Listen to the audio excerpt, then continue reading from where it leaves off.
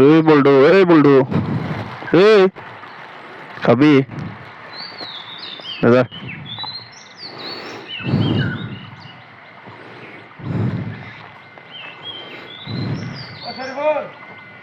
তো একটা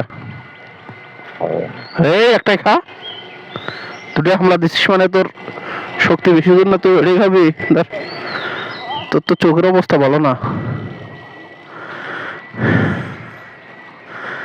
হ্যাঁ, তুই ওই দেখতেছিস কেন? তুই ভাবি না ওই যে পিছনে মানে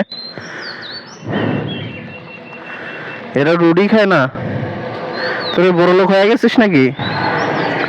রুটি মুখে দেয় না, বড় লোক হয়েছে নাকি এরা? হ্যাঁ, বড় লোক হয়ে গেছে, রুটি খায় না।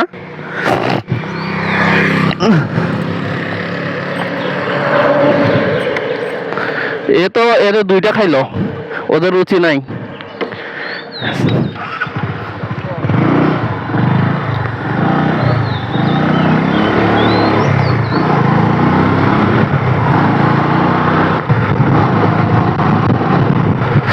আরে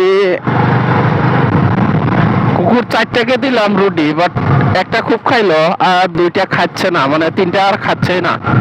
কি যে আগে তো রুটি খুব খাইতো কুকুর, এই জন্য আমি নিলাম। এখানে একটা অবশ্য কুকুর ছিল। যাই হোক, সময় সংকটের কারণে আসলে সব কুকুরকে দেওয়া সম্ভব হয় না, কেননা চলতি পথে যে 2-4টা রুটি নেই, ওই 2-4টা রুটি আসলে শেষ করার ট্রাই করি।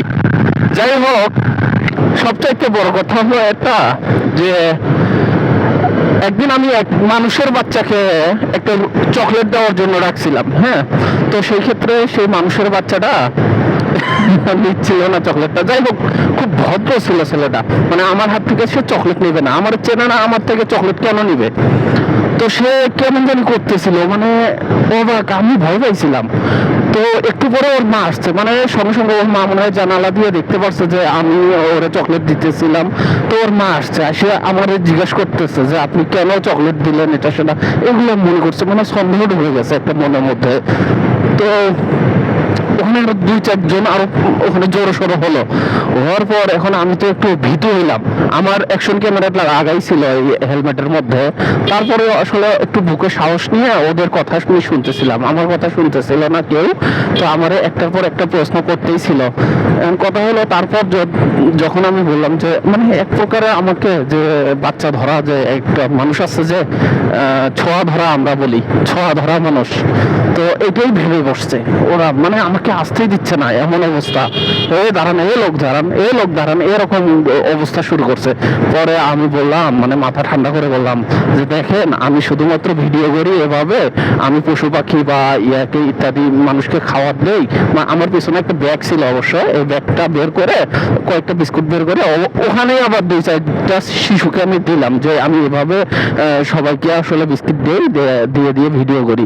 তো এটা বলার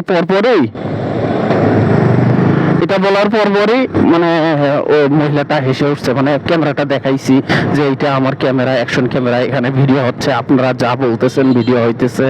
হ্যাঁ, তো সেদিনের বাচ্চা বেঁচে গেছে, সেদিন থেকে কান ধরছি। আসলে আমারও ঠিক না এভাবে অপরিচিত কোনো বাচ্চাকে, কোনো গাভীকে, কোনো ছাগল বা এই পশু পাখি যেগুলো লালন পালন করা হয়, এগুলোকে আসলে খাওয়ানো ঠিক না, কেননা মানুষের মনে সন্দেহ জাগতেই পারে। আর আমি ওরকম কোনো আল্লাহর একদম সাধু বান্দা না যে আমাকে কেউ সন্দেহ করবে না। যাই হোক, আপনারাও প্রতিনিয়ত চেষ্টা করবেন যে 10 টাকা হলেও যেন কুকুর বিড়াল খুব ভালো জিনিস, আপনারা মারবেন না, পারলে পোষে রাখার চেষ্টা করেন। হ্যাঁ, তোর রিজিকে নাই। যাই হোক, নেক্সটে আবার হবে। তো যাই হোক, আমি একটা কথা বলতেছিলাম যে আপনারা চাইলেই পারবেন, সেটা হচ্ছে মাত্র 10 টাকা করে এই পথের কুকুরগুলোর জন্য আপনারা বাজেট করবেন প্রতিদিন মাসে 200 টাকা। কত টাকা কত ভাবে যায়, একটা সিগারেটের দাম 60 টাকা। তো সেই ক্ষেত্রে আপনারা যদি 5 টাকা ব্যয় করেন, আমার মনে হয় না খুব বেশি ক্ষতি হবে। যাই হোক, ভিডিওটা ভালো লাগলে লাইক করবেন। আসসালামু আলাইকুম।